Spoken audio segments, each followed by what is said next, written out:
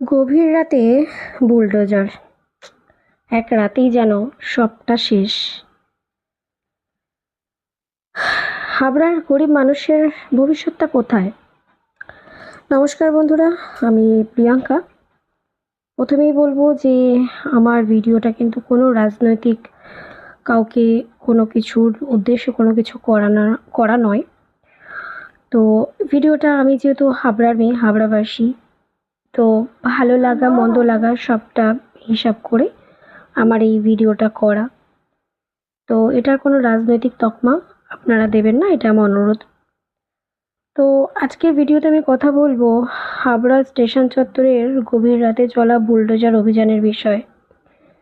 এক রাতের মধ্যেই ভেঙে গুঁড়ি দেওয়া হয়েছে বহু দোকান, বহু বছরের জীবিকা। কেউ হারিয়েছে নিজের ব্যবসা, কেউ হারিয়েছে সংসার চালানোর একমাত্র ভরসা। প্রশ্ন হচ্ছে এখন এটাই যে রেলের উন্নয়ন কি দরকার নয়? অবশ্যই দরকার আছে। এটাই তো বন্ধুরা, দেখুন, রেলের উন্নয়ন তো অবশ্যই দরকার আছে, কারণ না হলে তো পিছিয়ে পড়তে হবে সব।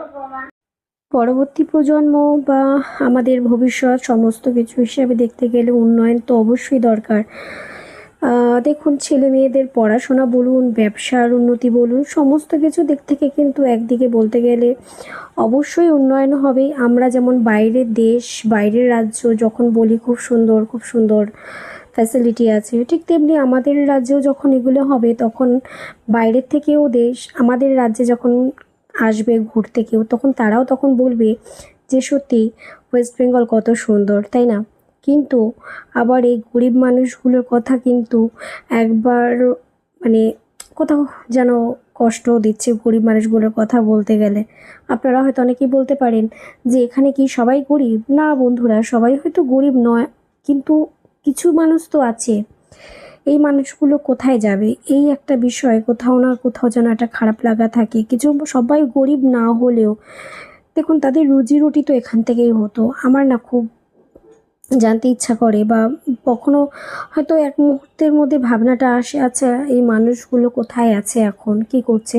কারণ এগুলো না মানে একটা চেনা মুখের মতোই হয়ে গেছিলো। প্রতিনিয়ত এদেরকে দেখে বড় হয়েছি, বড় হওয়াটাই এখান থেকে। তো দেখেছি এদের ব্যবসা করতে সমস্ত কিছু।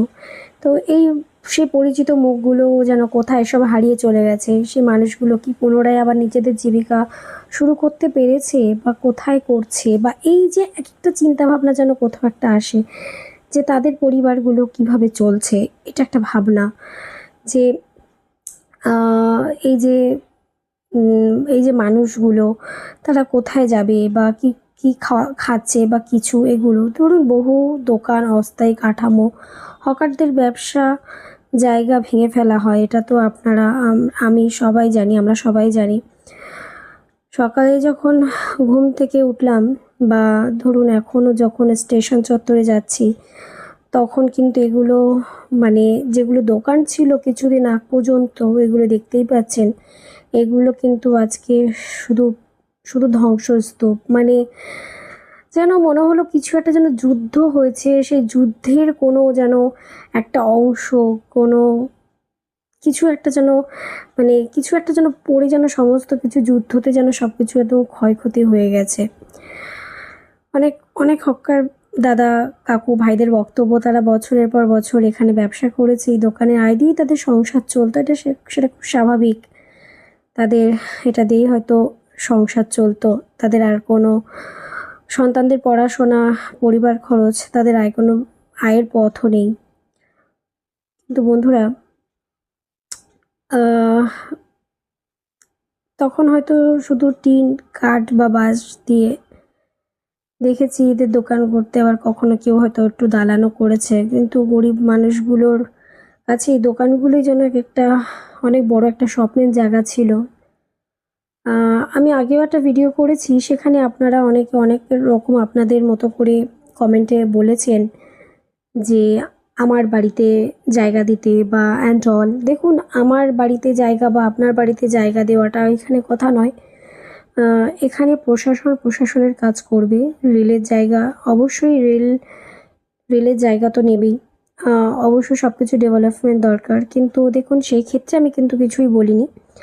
তো ভিডিওতে এসে অনেকেই অনেক খারাপ মন্তব্য করছেন।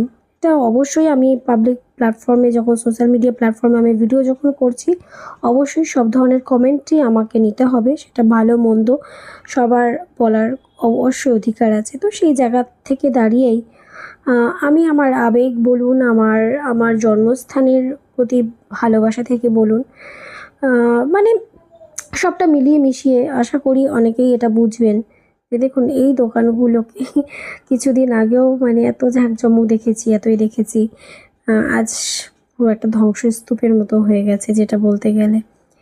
তো এটাই আর কি। তো যাই হোক, একটা কথাই বলবো, মানে এই ঘটনাটা একটা কিন্তু আমাদের জীবনের একটা কঠিন বাস্তব দিক তুলে ধরেছে, তাই না? একদিকে যেমন উন্নয়নের প্রয়োজন, অবশ্যই প্রয়োজন, অন্যদিকে আবার এই গরিব মানুষগুলোর জীবিকা নিয়ে তো একটা প্রশ্ন থাকেই, প্রশ্ন উঠছেই যে এই মানুষগুলোর জীবিকা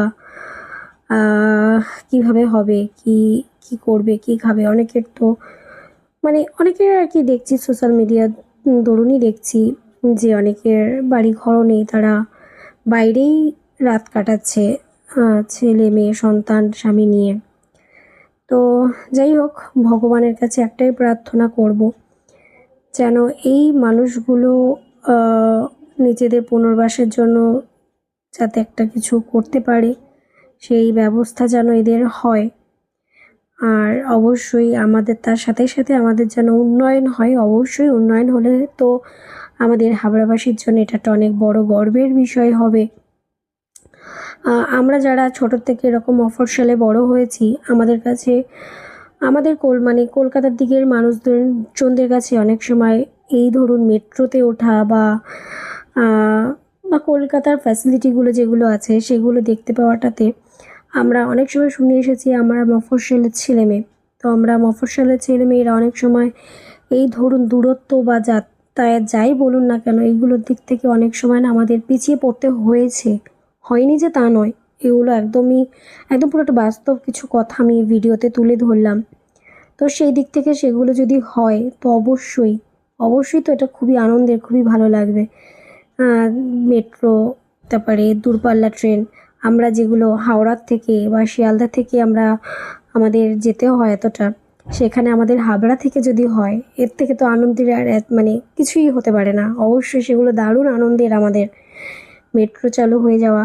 আমাদের পরবর্তী প্রজন্ম বা আমরা এখনও যারা আছি বা সিনিয়র যারা আছেন তাদেরও অনেক সুবিধা হবে যাতায়াতের, সব দিক থেকে সুবিধা আছে।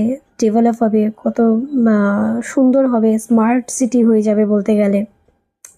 কিন্তু এত কিছুর মধ্যেও অবশ্যই একটা কথা তো বারবার কুরে খায় যে এই মানুষগুলো যদি একটুখানি নিজেদের বাসস্থান কোথাও করতে পারে। চলুন একটু দেখে নিই।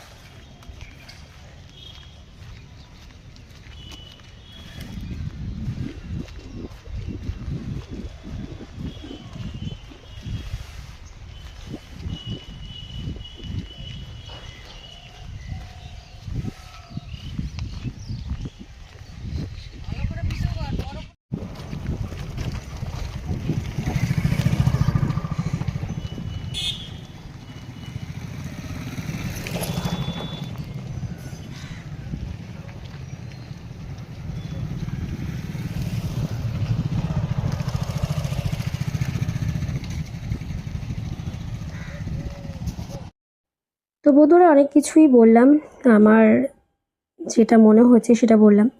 অবশ্যই আপনারা আপনাদের মতামত কমেন্ট সেকশানে জানাতেই পারেন।